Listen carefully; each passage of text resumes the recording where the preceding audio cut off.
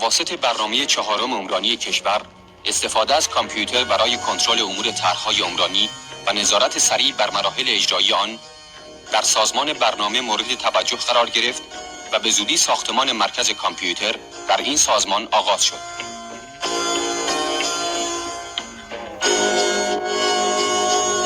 تجهیزات و تأسیسات ساختمانی و فنی این مرکز نظیر نصب کف کاذب برای عبور کانال‌های تهویه هوا و کابل‌های رابط دستگاه‌ها، عایق‌های صوتی برای جذب سر و صدای ماشین‌ها و مغزهای الکترونیکی به سرعت و در مدتی کمتر از 2 ماه و نیم به پایان رسید و مرکز آماده استفاده شد.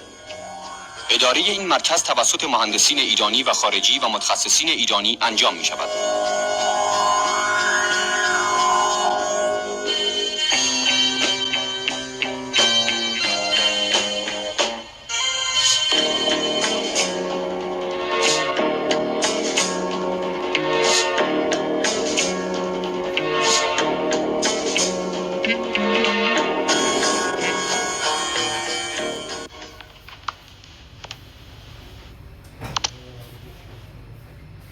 ابتدا دستگاه منگنه یا پانچ با سوراخ کردن کارت‌ها اطلاعات یا دستورالعمل‌ها را به زبان ماشین بر روی هر کارت ثبت می‌کند و مجموعه این کارت‌ها به عنوان برنامه به کار می‌رود.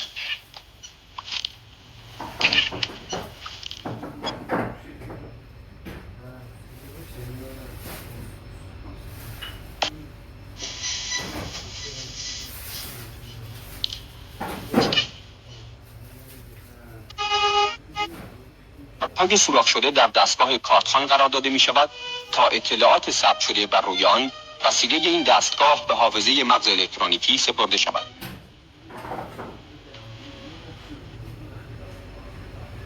دستگاه CPU یا هدایت مرکزی به منزله مغز کامپیوتر است که کلیه فرامین و محاسبات و تصمیمات از این دستگاه به سایر قسمت‌ها صادر می‌شود.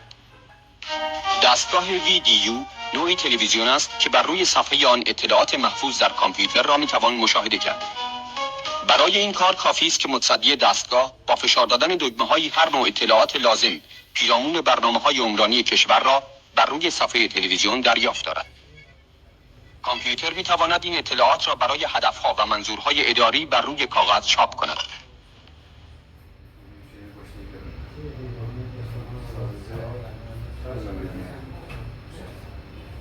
علاوه بر کارت‌های منگنه که برای ثبت اطلاعات به کار می‌رود، می‌توان از نوارها یا دیسک‌های مغناطیسی نیز برای ثبت و بایگانی اطلاعات استفاده کرد.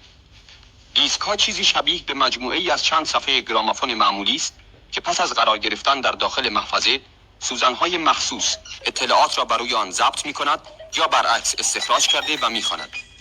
که مخصوص مکان‌های حساس ساخته شدن. نصبش هم بسیار دقیق و حرفه‌ای انجام میشه. کارگرها اول اتاق رو اندازه میگیرن، بعد نوارهای مسی اتصال رو به زمین میچسبونن تا کف به سیستم ارث مرکزی وصل بشه و الکتریسیته ساکن اونجا جمع نشه. بعدش هم پایه‌های فلزی رو طبق خط‌کشی‌های مشخص شده نصب میکنن و یه اسکلت محکم درست میکنن. پنل‌ها رو هم مثل لگو روی هم میذارن. اونا دقیقاً قفل میشن و کف صاف و ثابت درست میکنن. وقتی هم کار تموم بشه، زیر کف این کاشی‌ها یه فضای خالی درست میشه که تمام کابل‌ها و سیم‌کشی‌ها رو اونجا میذارن. اینجوری هم کار تمیز و مرتب در میاد. هم اگه لازم باشه میتونن راحت همه چی رو تعمیر کنن. از این تکنولوژی هم برای آزمایشگاه‌ها، اتاق سرورها و مکان‌هایی که تجهیزات حساس به الکتریسیته ساکن دارن استفاده میکنن.